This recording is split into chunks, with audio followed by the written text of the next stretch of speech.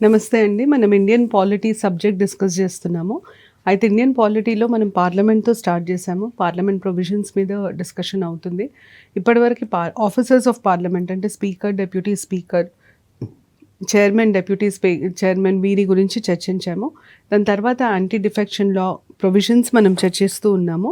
అయితే అక్కడి నుండి మళ్ళీ మొదలు పెడతాను. లాస్ట్ ఎపిసోడ్‌లో యాంటీ డిఫెక్షన్ గురించి మాట్లాడాము. దాని గురించి మనం నెక్స్ట్ చర్చించుకోబోతున్నాం. అయితే నేను ఇంతకుముందు ఎపిసోడ్‌లో మీకు ముందు డిఫెక్షన్ అంటే పార్టీ ఫిరాయింపు అంటే ఏంటి చెప్పాను. దాని తర్వాత ఏ ఆహ్, పరిస్థితులని పార్టీ ఫిరాయింపుగా పరిగణిస్తారు అంటే కన్సిడర్డ్ యాజ్ డిఫెక్షన్ పార్టీ ఫిరాయింపుగా ఏ పరిస్థితులనని అనుకుంటారు కన్సిడర్డ్ యాజ్ డిఫెక్షన్. దీని కింద ముఖ్యంగా ఏమొస్తాయి అంటే ఒక పార్టీ నుండి ఎన్నుకోబడ్డ సభ్యులు ఇంకొక పార్టీకి మారితే దాన్ని పార్టీ ఫిరాయింపుగా పరిగణిస్తారు. ఇండిపెండెంట్గా ఎన్నుకోబడ్డ సభ్యుడు ఒక రాజకీయ పార్టీలో చేరితే అది పార్టీ ఫిరాయింపు. ఒక నామినేట్ అయిన సభ్యుడు తన నామినేషన్ అయిన 6 నెలల తర్వాత రాజకీయ పార్టీలో చేరితే అది పార్టీ ఫిరాయింపు. పార్టీ ఇచ్చిన ఆర్డర్‌ని ఫాలో అవ్వకపోతే అంటే పార్టీ ఇచ్చిన ఆర్డర్‌ని ఉల్లంఘిస్తే అది పార్టీ ఫిరాయింపు కిందకొస్తుంది. అలాగే పార్టీలో 2 గ్రూప్‌లలాగా విడిపోయి చిన్న గ్రూప్‌ని పార్టీ ఫిరాయింపు కింద డిస్‌క్వాలిఫై అనర్హులు అని ప్రకటించే అవకాశం ఉంటుంది. ఇవన్నీ considered as defection. Not considered as defection నెక్స్ట్‌ది. Not considered as a defection కిందికి ఏమొస్తుంది? నాట్ కన్సిడర్డ్ యాజ్ డిఫెక్షన్ కిందికి ఫస్ట్ ప్రథమంగా వచ్చేది నాట్ కన్సిడర్డ్ యాజ్ డిఫెక్షన్ కింద ఫస్ట్ వచ్చేది ఒక నామినేటెడ్ మెంబర్ 6 నెలల లోపు వేరే పార్టీలో జాయిన్ అయితే అది పార్టీ ఫిరాయింపు కాదు. అలాగే speaker, deputy speaker, chairman, deputy chairman లాగా ఎన్నికైన వ్యక్తి తన పార్టీ నుండి రాజీనామా చేస్తే పార్టీ ఫిరాయింపు కాదు. అలాగే ఉన్న సభ్యులలో 2/3 మెంబర్స్ వేరే పార్టీతో విలీనం అవ్వడానికి ఒప్పుకుంటే అది పార్టీ ఫిరాయింపు కాదు. ఆ 1/3 మెంబర్స్ని డిస్క్వాలిఫై చేస్తారు. ఇంతవరకు నేను చెప్పాను. ఇప్పుడు మనం నెక్స్ట్ డిస్కస్ చేసేది ఏంటంటే హూ డిస్క్వాలిఫైస్. అనర్హులు అని ప్రకటించే అధికారం ఎవరికి ఉంటుంది? నిర్ణయం ఇది పార్టీ ఫిరాయింపా కాదా ఆ నిర్ణయం తీసుకునే అధికారం ఎవరికి ఉంటుంది? డిస్క్వాలిఫైజ్ అన్న ప్రశ్నకు వస్తే దీనికి సమాధానం స్పీకర్, ప్రిసైడింగ్ ఆఫీసర్ నిర్ణయిస్తారు. అయితే స్పీకర్ ఈ నిర్ణయానికి వచ్చే క్రమంలో ఎవరినన్నా సంప్రదించాలా? ఎవ్వరినీ సంప్రదించాల్సిన అవసరం లేదు. ఏదన్నా సమయం మీద అంటే ఈ టైంలో నిర్ణయం తీసుకోవాలి అని ఏమన్నా ఉంటుందా? ఈ టైంలో నిర్ణయం తీసుకోవాలని ఏ రకమైన రూలు ఉండదు. ఖచ్చితంగా నిర్ణయం తీసుకోవాలంటే నిర్ణయం తీసుకోవాలి అని చెప్తుంది చట్టం. కానీ ఎంత సమయంలో నిర్ణయం తీసుకోవాలంటే ఎంత టైంలో నిర్ణయం తీసుకోవాలి అని మాత్రం రాసుండదు. అంటే టైం ఫ్రేమ్ ఉండదు, ఎవరిని సంప్రదించాల్సిన అవసరం ఉండదు.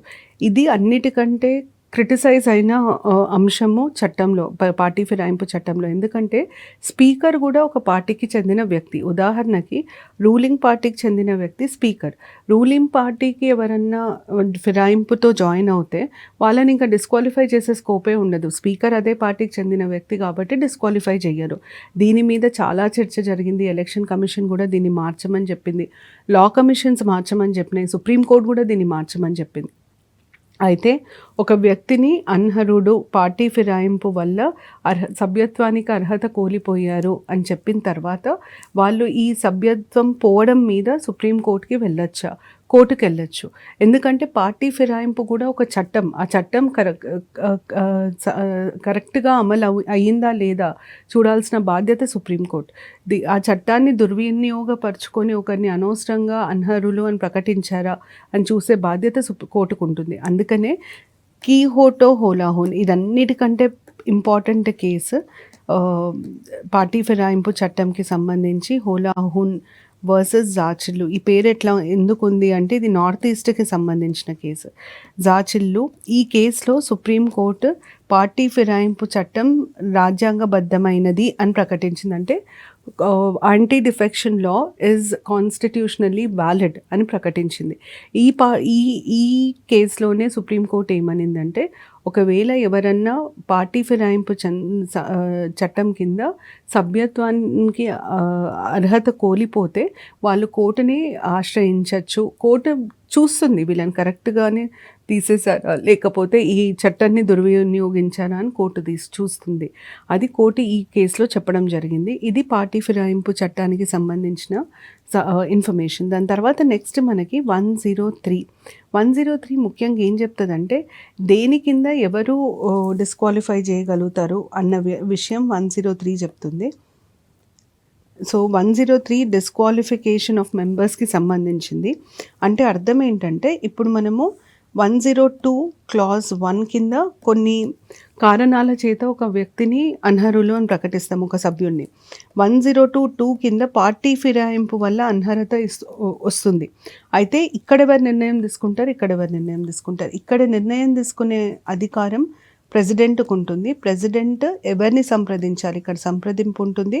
సంప్రదించాల్సింది ఎన్నికల సంఘాన్ని, ఎలక్షన్ కమిషన్ ఆఫ్ ఇండియాని సంప్రదించి ఈ విషయాలలో రాష్ట్రపతి నిర్ణయం తీసుకుంటారు. ఇక్కడికి వచ్చేసరికి నిర్ణయం తీసుకునే అధికారం స్పీకర్కి ఉంటుంది, కానీ స్పీకర్ ఎవరిని సంప్రదించాల్సిన అవసరం ఉండదు. Speaker will not consult anybody, ఎవరిని సంప్రదించాల్సిన అవసరం ఉండదు. తర్వాత నెక్స్ట్ ఆర్టికల్ 104. ఒకవేళ ఎప్పుడైనా ఉదాహరణకి నేను పార్లమెంట్ సభ్యురాల్లాగా ఎన్నుకోబడ్డాను. నేను పార్లమెంట్ సభ్యురాల్లాగా ఎన్నుకోబడ్డానని చెప్పి నేను డైరెక్ట్గా పోయి పార్లమెంట్లో కూర్చొని సభలో పార్టిసిపేట్ చేస్తాను, పాల్గొంటాను అంటే కుదరదు. నేను ముందు సభకి వెళ్ళి పాల్గొనే ముందు సభలో ప్రమాణ స్వీకారం చేయాలి. ప్రమాణ స్వీకారం చేయకుండా సభలో వెళ్ళి పాల్గొంటే అది నేరం కింద పరిగణిస్తారు. ఆ నేరంకి ఒక పెనాల్టీ ఉంటుంది. అలాగే నన్ను ఒకవేళ నేను సభ్యురాల్ని, నన్ను ఒకవేళ డిస్క్వాలిఫై చేస్తే మిమ్మల్ని 1 నెల రోజులు డిస్క్వాలిఫై చేస్తున్నాం అంటే 1 నెల రోజుల వరకు మీకు సభలో పాల్గొనే హక్కు ఉండదు, 2 నెలల వరకు ఉండదు అని నా మీద డిస్క్వాలిఫికేషన్ అయితే అది టెంపరరీ, అంటే మొత్తం తీసేస్తలేరు, కానీ మీకు సభలో పాల్గొనే హక్కు ఉండదు ఇన్ని రోజుల వరకు. నేను సభలో చేసిన ఏదో విషయానికి నా మీద ఆ చర్య తీసుకున్నారు. అట్లాంటప్పుడు నేను పోయి మళ్ళీ సభలో పాల్గొంటే నాకు పెనాల్టీ పడుతుంది. ఆ పెనాల్టీ ఎంత అంటే రోజుకి 500. సభ్యత్వం వచ్చిన తర్వాత ప్రమాణ స్వీకారం చేయకుండా పాల్గొన్న రోజుకు 500. అనర్హులు అని ప్రకటించిన తర్వాత సభలో పాల్గొంటే 500 జరిమానా రోజుకి. ఇది పెనాల్టీ. దాని తర్వాత ఆర్టికల్ 105 చాలా చాలా ముఖ్యమైనది. ప్రివిలేజ్ అంటే ఏంటి అన్నది మనకు ముందు తెలియాలి. ప్రివిలేజ్ అంటే ఏంటి అంటే ఒక స్పెషల్ రైట్, ప్రివిలేజ్ని ఒక స్పెషల్ రైట్ లాగా పరిగణిస్తాం. అంటే ఎవ్వరికీ లేని అర్హత లేదా ఎవ్వరికీ లేని హక్కు, కొంతమందికి మాత్రమే ఇచ్చిన హక్కులని మనం ప్రివిలేజెస్ అంటాం. అంటే ఉదాహరణకి ప్రజలందరికీ ప్రాథమిక హక్కులు ఉంటాయి, కానీ ప్రజలందరికీ లేని హక్కు, పార్లమెంటు సభ్యులకి మాత్రమే ఉండే హక్కులని మనం పార్లమెంటరీ ప్రివిలేజెస్ అని అంటాం. మరి ఎందుకు ఇంత ప్రత్యేకమైన హక్కులు ఈ పార్లమెంటరీ సభ్యులకి ఎందుకు ఇవ్వాలి, ప్రజలకు లేని హక్కులు వారికి ఎందుకు ఇవ్వాలి అంటే దానికి 2 కారణాలు ఉంటాయి. ఒకటేమో మొత్తం పాలన మొత్తం ఎగ్జిక్యూటివ్ చేతిలో ఉంటుంది, కానీ లెజిస్లేచర్ ఏం చేస్తుంది, ఎగ్జిక్యూటివ్ సరిగ్గా పనిచేస్తుందా లేదా, ఎగ్జిక్యూటివ్ పనితీరులో ఏమైనా అవకతవకలు ఉన్నాయా, పాలనలో ఏదైనా తప్పు జరుగుతుందా, ప్రజలు ఇబ్బంది పడుతున్నారా, ఇవన్నీ చూసి ప్రశ్నించే అధికారం లెజిస్లేచర్కి ఉంటుంది. పార్లమెంటరీ ఫార్మ్ ఆఫ్ గవర్నమెంట్లో లెజిస్లేచర్కి ప్రశ్నించే అధికారం చాలా ముఖ్యమైన అధికారం. లెజిస్లేచర్ ఏ రకమైన భయము ఉనుకు లేకుండా ప్రశ్నించగలగాలి. ఇప్పుడు ఉదాహరణకి నేనే పార్లమెంటు సభ్యురాలిని, నేను ఒక ప్రశ్నను లేవదీశాను, దానివల్ల ఒక మినిస్టర్కి ఇబ్బంది కలిగిందంటే నేను లేవదీసిన ప్రశ్న మీద ప్రజలలో తనని బాగా క్రిటిసైజ్ చేయడం జరిగింది. ఆ మినిస్టర్ అది మనసులో పెట్టుకొని రేపొద్దున నా ఇంటికి పోలీసులను పంపించడం, నా మీద లేని కేసులు వేయడము, ఇవన్నీ జరగొద్దు. అవి జరిగితే ఏమవుతుందంటే పార్లమెంట్ సభ్యులు భయపడిపోతారు. అమ్మో వీళ్ళతో పెట్టుకుంటే మమ్మల్ని ఏదో ఒక రకంగా సతాయిస్తారు, ఎందుకు వీళ్ళు ఏమైనా చేసుకొని నేను అడగను అన్న పరిస్థితి రావద్దు. అందుకనే వాళ్ళకి కొన్ని ప్రత్యేక హక్కులు కల్పించారు. ఈ ప్రత్యేక హక్కులు వాళ్ళు చేయాల్సిన పనిని సక్రమంగా చేయడానికి వాళ్ళకి బలం ఇస్తాయి అన్నమాట, వాళ్ళకు ఒక ప్రొటెక్షన్ ఇస్తాయి. మనం ఒక పార్లమెంట్ సభ్యుల్ని ఎట్లా పడితే అట్లా అరెస్ట్ చేయడానికి ఉండదు. అరెస్ట్ చేస్తే ఎందుకు అరెస్ట్ చేస్తున్నామో సభకి తెలియజేయాలి. వారిని ఎవరు పడితే వాళ్ళు అరెస్ట్ చేయడానికి ఉండదు. వారి మీద ఏదైనా కేస్ ఫైల్ అయితే ఒక లెవెల్ కోర్ట్‌లోనే ఫైల్ అవ్వాలి. ఇట్లాంటివన్నీ వాళ్ళకుండే ప్రత్యేక అర్హతలు లేదా ప్రత్యేక హక్కులు. వారి పనిని వారు సక్రమంగా చేయడానికి ఈ హక్కులని కల్పించడం జరిగింది. అది మొదటి కారణం. రెండోది, మనము ప్రభుత్వం అంగాలు అని మాట్లాడితే ప్రభుత్వంలో 3 అంగాలుంటాయి. 3 భాగాలుంటాయి. Executive, legislature, judiciary. 3 భాగాలు ముఖ్యము. 3 భాగాలకి సమానమైన పవర్స్, ఫంక్షన్స్ ఉంటాయి. అయితే తన గౌరవాన్ని తను కాపాడుకునే పరిస్థితులలో 3 ఉండాలి. జ్యుడిషియరీ గౌరవాన్ని ఎవరైనా భంగపరిస్తే, జ్యుడిషియరీ గౌరవాన్ని ఎవరైనా ఉల్లంఘిస్తే జ్యుడిషియరీ కంటెంప్ట్ ఆఫ్ కోర్టు ధిక్కరణ కింద శిక్షేస్తుంది. అలాగే పార్లమెంట్‌ని ఎవరైనా కించపరిస్తే, పార్లమెంట్ గౌరవానికి ఎవరైనా భంగం కలిగిస్తే పార్లమెంట్‌కి కూడా వారికి శిక్షేసే హక్కు ఉండాలి.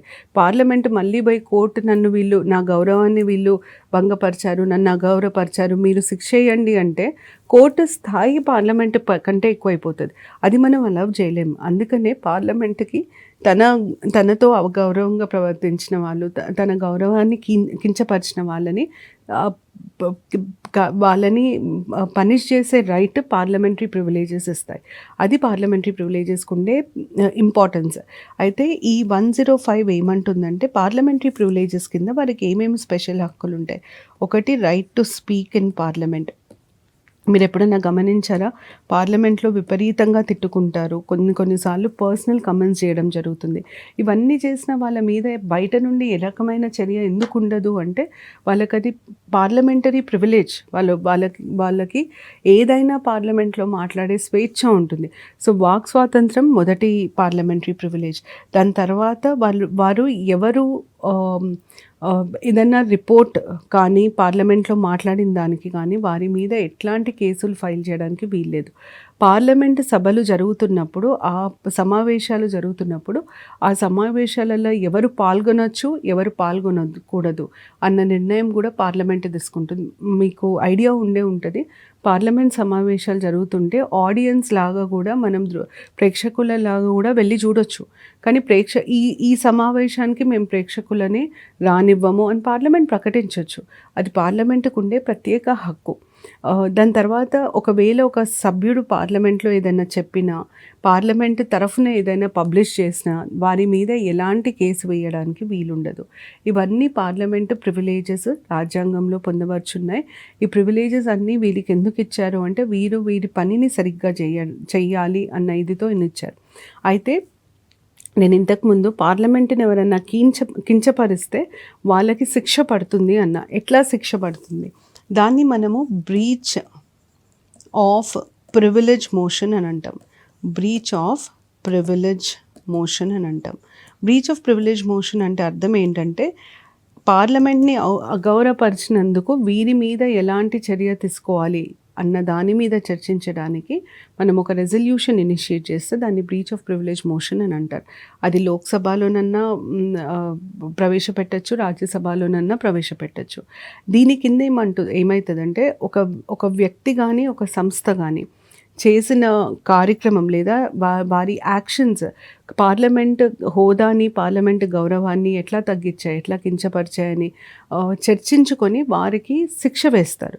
ఆ శిక్ష ఉట్టి వార్నింగ్ అవ్వచ్చు, గట్టిగా బెదిరియడం అవ్వచ్చు, లేదా గట్టిగా తిట్టడం అవ్వచ్చు, లేదా జైలు శిక్ష కూడా కావచ్చు. జైలు శిక్ష కూడా వేయడానికి ఆస్కారం ఉంటుంది. అంటే పార్లమెంట్ నిర్ణయించుకొని వీళ్ళు మా గౌరవాన్ని భంగపరిచారు కాబట్టి మేము వీరిని జైలుకి పంపిస్తున్నామని కూడా చెప్పొచ్చు.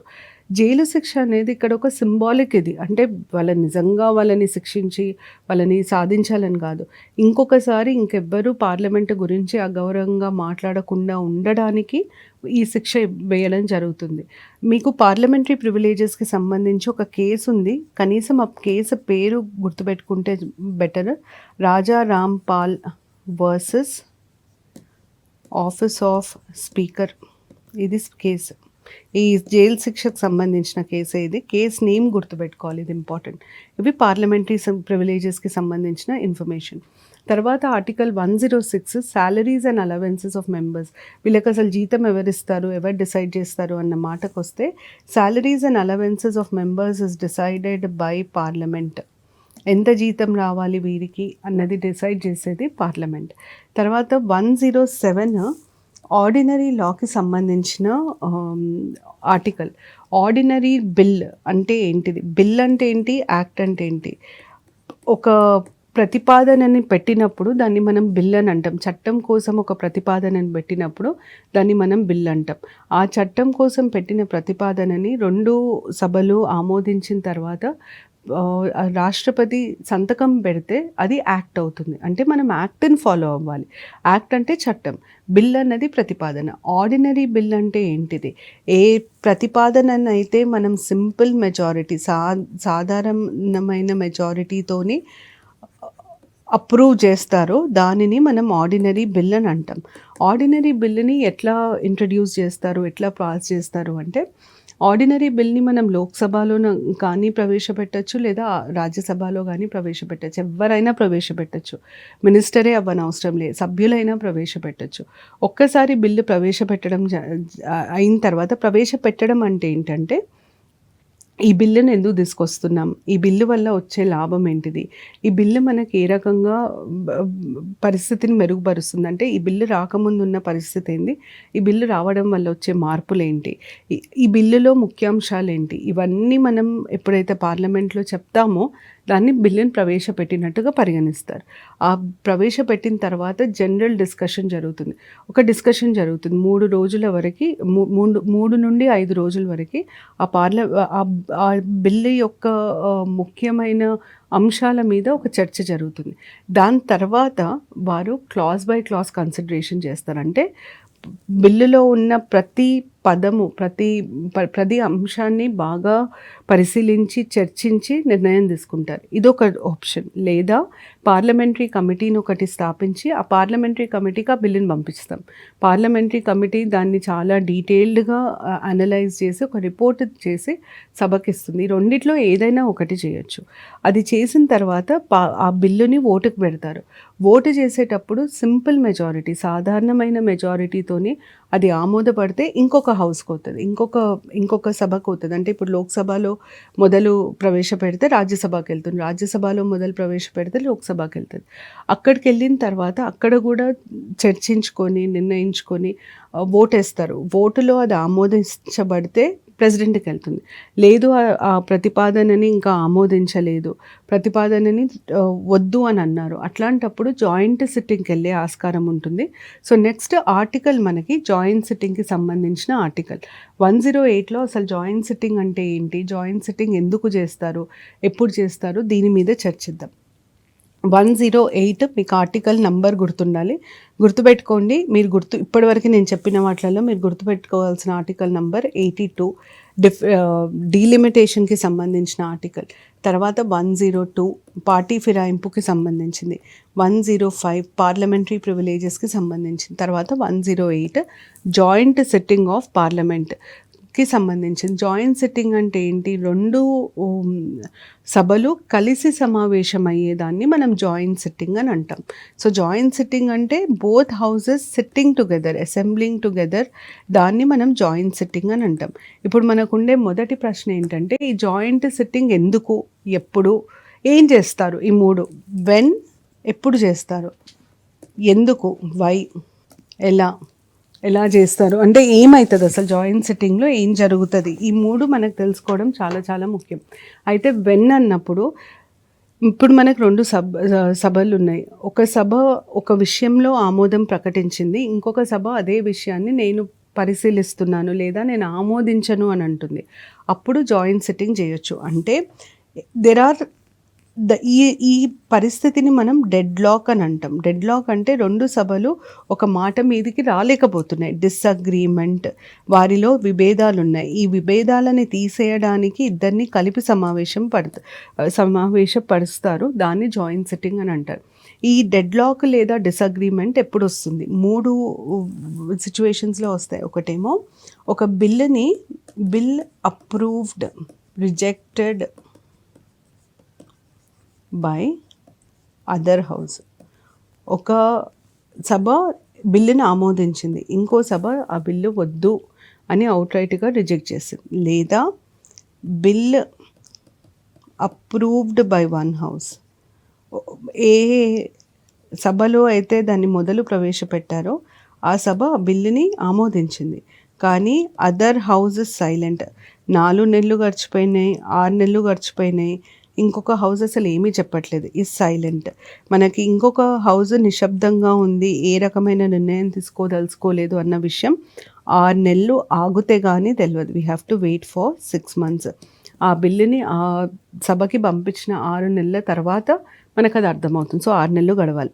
మూడోది ఏంటంటే ఫస్ట్ హౌస్ అంటే మొదలు ప్రవేశపెట్టిన సభ approved, second house also approved, రెండో సభ కూడా ఆమోదం పలికింది. మరి ప్రాబ్లం ఏంటిది? ప్రాబ్లం ఏంటంటే రెండో సభ అప్రూవ్ చేసింది విత్ చేంజెస్, కొన్ని మార్పులు చేసి దాన్ని ఆమోదించింది. ఈ చేంజెస్ని ఫస్ట్ హౌస్ అప్రూవ్ చేస్తలేదు. ఫస్ట్ హౌస్ ఈ మార్పులకి ఒప్పుకోవట్లేదు, నాట్ అగ్రీయింగ్. ఈ 3 సిచ్యువేషన్స్ని మనం డిసగ్రీమెంట్ లేదా డెడ్ లాక్గా పిలుస్తాం అన్నమాట. అయితే ఈ 3 సిచ్యువేషన్స్ ఉన్నప్పుడు జాయింట్ సిట్టింగ్ పిలవాలి, కంపల్సరీగా పిలవాలి అని రూల్ ఉండదు, పిలవచ్చు. ఇప్పుడు నెక్స్ట్ ప్రశ్న ఏంటంటే who will call for a joint sitting అన్నది నెక్స్ట్ ప్రశ్న. ఎవరు పిలుస్తారు? హూ అన్న దానికి ఆన్సర్ ప్రెసిడెంట్ పిలవడం జరుగుతుంది. నెక్స్ట్ ప్రశ్నకి answer president calls for a joint sitting. ఈ సమావేశాన్ని పిలిచే హక్కు అంటే ఈ సమావేశపరిచే హక్కు ప్రెసిడెంట్కి ఉంటుంది. అది నెక్స్ట్ హూ. దాని తర్వాత నెక్స్ట్ జాయింట్ సిట్టింగ్లో కోరం ఉంటుందా ఉండదా? జాయింట్ సిట్టింగ్కి కోరం ఉంటుంది. కోరం వచ్చేసి 1/10 of total strength of the house of both the houses. 2 సభలు కలిపి ఉన్న మొత్తం సంఖ్యలో 10వ వంతు ఉండాలి. దాని తర్వాత ఇప్పుడు జాయింట్ సిట్టింగ్ వచ్చింది. ఎవరు దీనికి అధ్యక్షత వహిస్తారు? హూ విల్ ప్రిసైడ్ చేసేది? Presiding will be speaker. ఒకవేళ స్పీకర్ లేకపోతే వారి స్థానంలో డెప్యూటీ స్పీకర్, వీరు లేకపోతే డెప్యూటీ చైర్మన్ రాజ్యసభ, వీరిలో ఎవరైనా ఒకరు ప్రిసైడ్ చేస్తారు. దాని తర్వాత నెక్స్ట్ మనం జాయింట్ సిట్టింగ్ని పిలిచాము. ఆ జాయింట్ సిట్టింగ్లో ఏం చేస్తారు? సో జాయింట్ సిట్టింగ్లో ఉన్న అంశం ఎక్కడైతే వీళ్ళిద్దరూ అగ్రీ కాలేకపోతున్నారో ఆ అంశం మీద చర్చ జరిగి ఒక నిర్ణయానికి రావాలంటే ఓటింగ్ అవుతుంది. జాయింట్ సిట్టింగ్లో చేసే ఓటింగ్లో ఎంత మెజారిటీ రావాలి? ఓటింగ్లో సింపుల్ మెజారిటీ రావాలి, సాధారణ మెజారిటీ రావాలా? సాధారణ మెజారిటీ అంటే ఏంటి? Present plus voting divided by 2+1. దీనిని మనం సాధారణ మెజారిటీ అంటాం. ఈ సాధారణ మెజారిటీతో గెలవాలి. ఇది simple majority. Voting by simple majority. Quorum ఎవరు ప్రిసైడ్ అవుతారు? ఓటింగ్. అయితే మీరు గుర్తుపెట్టుకోవాల్సింది ఏంటంటే జాయింట్ సిట్టింగ్ ప్రతి సిచ్యువేషన్ ఆఫ్ డిసగ్రీమెంట్కి ఉండదు. ఈ రోజు వరకు ఇండియాలో 3 సార్లు మాత్రమే జాయింట్ సిట్టింగ్ జరిగింది. మొదటి joint sitting dowry prohibition act, వరకట్నంని నిర్మూలించడానికి ప్రతిపాదించిన చట్టం మీద మొదటి జాయింట్ సిట్టింగ్ జరిగింది. జాయింట్ సిట్టింగ్ పిలిచే అధికారం ప్రెసిడెంట్కి మాత్రమే ఉంటుంది. దానికి కోరం ఉంటుంది, ప్రిసైడ్ చేస్తారు, ఓటింగ్ జరుగుతుంది. జాయింట్ సిట్టింగ్ యొక్క ముఖ్య ఉద్దేశం ఏంటంటే ఈ డిసగ్రీమెంట్, వీళ్ళిద్దరు ఒప్పుకుంటలేరు ఒక మాట మీద, తెగ్గొట్టడం ముఖ్య ఉద్దేశం. ఏదో ఒకటి చేసి తెగ్గొట్టాలి అది main purpose of a joint sitting. ఇది జాయింట్ సిట్టింగ్కి సంబంధించిన సమాచారం. అయితే మనం ఇప్పటివరకు provisions of constitution, anti defection లా, దాని తర్వాత అది పార్టీ ఫిరాయింపు చట్టం, దాని తర్వాత పార్లమెంటరీ ప్రివిలేజెస్, జాయింట్ సిట్టింగ్, వీటి గురించి చర్చించాం. దీని తర్వాత మనం చర్చించాల్సిన అంశాలు మనీ బిల్ అంటే ఏంటి, బడ్జెట్ అంటే ఏంటి, అసలు మనీ బిల్ని ఎట్లా ప్రవేశపెడతారు, బడ్జెట్ని ఎట్లా ప్రవేశపెడతారు, ప్రభుత్వ ఆర్థిక వ్యవస్థకి లేదా ప్రభుత్వ ఆర్థిక విధానాలకు సంబంధించి ఎన్ని రకాల బిల్లు ఉంటాయి, అసలు పార్లమెంట్లో ఎన్ని రకాల బిల్లులు ప్రవేశపెట్టచ్చు, పార్లమెంట్లో ప్రభుత్వానికి ఎన్ని రకాల ఫండ్స్ ఉంటాయి, ఇవన్నీ డీటెయిల్స్ మనం చర్చించుకోవాలి. మనం ఇక్కడ నుండి ముఖ్యంగా మొదట్లో డిస్కస్ చేయాల్సింది ఫండ్స్ ఆఫ్ గవర్నమెంట్ అంటే సెంట్రల్ గవర్నమెంట్కి కానీ స్టేట్ గవర్నమెంట్కి కానీ 3 రకాల అకౌంట్లు ఉంటాయి. ఒకటేమో కన్సాలిడేటెడ్ ఫండ్ అని అంటాం, ఇంకొక దాన్ని కంటింజెన్సీ ఫండ్ అని అంటాం, ఇంకో దాన్ని కంటింజెన్సీ ఫండ్, ఇంకో దాన్ని పబ్లిక్ అకౌంట్స్ అంటాం. ఈ 3 రెండు కేంద్ర ప్రభుత్వానికి ఉంటుంది, రాష్ట్ర ప్రభుత్వానికి ఉంటుంది. అసలు మూడిటి అర్థం ఏంటి, దీన్ని ఎందుకు ఇవి కావాలి అంటే, ప్రభుత్వానికి ఇప్పుడు నేను ట్యాక్స్ కట్టాను, ఆ ట్యాక్స్ ఎక్కడికి పోతుంది, నేను తీసుకుపోయి క్యాష్ ఇవ్వను గవర్నమెంట్కి, బ్యాంక్ ద్వారా ట్రాన్స్ఫర్ చేస్తా, ఆ పైసలు ఎక్కడికి వెళ్తున్నాయి, ఇవన్నీ మనము ఫండ్స్లో అర్థం చేసుకుంటాం. ఫండ్స్ తర్వాత నెక్స్ట్ మనకు అర్థం కావాల్సింది టైప్స్ ఆఫ్ బిల్స్. అసలు పార్లమెంట్లో ప్రవేశపెట్టే రకరకాల బిల్లులు, ఉదాహరణకి రాజ్యాంగ సవరణ బిల్ ఉంటుంది, ఆర్డినరీ సాధారణ బిల్ చట్టంకి సంబంధించిన బిల్ ఉంటుంది, ఫైనాన్షియల్ బిల్ అని అంటాం, మనీ బిల్ అని అంటాం, manual financial statement, appropriation bill అని అంటాం. ఇవన్నిటి మీనింగ్ ఏంటి అన్నది తెలియాలి. దాని తర్వాత అసలు మనీ బిల్ అంటే ఏంటి, మనీ బిల్కి చాలా ప్రాముఖ్యత ఉంటుంది, ఎందుకంటే డబ్బులకు సంబంధించింది, పైసలకు సంబంధించింది. మనీ బిల్ అంటే ఏంటి, మనీ బిల్ని ఇంట్రడ్యూస్ చేసే విధానం ఏముంటుంది, దాన్ని ఎట్లా అప్రూవ్ చేస్తారు, ఆ ప్రొసీజర్ ఏంటిది. దాని తర్వాత యాన్యువల్ ఫైనాన్షియల్ స్టేట్మెంట్, మనం దాన్ని బడ్జెట్ అని అంటాం, బడ్జెట్ విధానం ఏంటి, ఇవి తెలియాల్సి ఉంటాయి. ఇవి తెలిసిన తర్వాత మనం లాస్ట్ డిస్కస్ చేయాల్సింది పార్లమెంట్లో ఉండే కొన్ని టర్మ్స్ గురించి. ఈ టర్మ్స్ మీద ఈ మధ్యకాలంలో ప్రశ్నలు ఎక్కువ అడుగుతున్నారు. ఉదాహరణకి పాయింట్ ఆఫ్ ఆర్డర్ అని అంటారు. పాయింట్ ఆఫ్ ఆర్డర్ అంటే ఏంటి, క్వశ్చన్ అవర్ అంటే ఏంటి, జీరో అవర్ అంటే ఏంటి, నో కాన్ఫిడెన్స్ మోషన్ అంటే ఏంటి, అడ్జార్న్మెంట్ మోషన్ అంటే ఏంటి, కాలింగ్ అటెన్షన్ మోషన్ అంటే ఏంటి, ఇట్లాంటి కొన్ని ప్రశ్నలు అంటే ఇట్లాంటి కొన్ని పదాల అర్థాలు మనకు తెలియాలి. దాని తర్వాత లాస్ట్ వచ్చేసి పార్లమెంటరీ కమిటీస్ గురించి చర్చించుకోవాలి. పార్లమెంటరీ కమిటీస్లో మీకు అతి ముఖ్యమైన 3 కమిటీస్ ఉంటాయి. ఆర్థిక వ్యవస్థకి సంబంధించిన కమిటీస్, ఫైనాన్షియల్ కమిటీస్ ఇవి. ఒకటేమో పబ్లిక్ అకౌంట్స్ కమిటీ, ఇంకొకటి పబ్లిక్ అండర్టేకింగ్స్ కమిటీ, ఇంకొకటి ఎస్టిమేట్స్ కమిటీ. వీటి మీద మనం పార్లమెంటరీ కమిటీస్లో చర్చించుకుంటాం. సో మనము ఈ అంశాలన్నీ వచ్చే ఎపిసోడ్స్లలో డిస్కస్ చేస్తాము. ఇప్పటివరకు నేను చెప్పిన దాంట్లో మాత్రం నేను ఇంపార్టెంట్ అన్న ఆర్టికల్ నంబర్స్ని ప్లీజ్ నోట్ చేసి పెట్టుకోండి. ఆర్టికల్ నంబర్స్ ఖచ్చితంగా తెలియాలి. దాని కింద ఉన్న ప్రొవిజన్స్ మీద కూడా బాగా క్వశ్చన్స్ వస్తాయి. 82 ఇప్పుడు కరెంట్ అఫైర్స్లో ఉంది కాబట్టి ఇంకా ఇంపార్టెంట్. 82, 102, 105, 108 ఎక్కువ ఇంపార్టెంట్. మిగతా అంశాలు కూడా ఎక్కడెక్కడ నేను సెన్సస్ ఏది వాడతాము, పాపులేషన్ జనాభా కి సంబంధించి ఏ సెన్సస్ దేనికి వాడతాము, రిజర్వేషన్కి ఏ సెన్సస్ వాడతాము, ఎప్పటివరకు మనం స్ట్రెంత్ పెంచొద్దు లోక్సభది, ఫస్ట్ లోక్సభ స్ట్రెంత్ ఎంత ఉండే, ఇట్లాంటి డీటెయిల్స్ ఆల్రెడీ ఇచ్చాను. అవి కూడా ఇంపార్టెంట్ ప్రిలిమ్స్కి. జాయింట్ సిట్టింగ్ ఎప్పుడు జరిగింది, ఫస్ట్ టైం దేని మీద జరిగింది అన్న ఒక అంశం కూడా చూసుకుంటే మంచిది. దీంతో నేను ఈ ఎపిసోడ్ ముగిస్తున్నాను. నెక్స్ట్ ఎపిసోడ్లో నేను మీకు స్లైడ్ మీద కనిపించే అంశాలని చర్చిస్తాను. Thank you.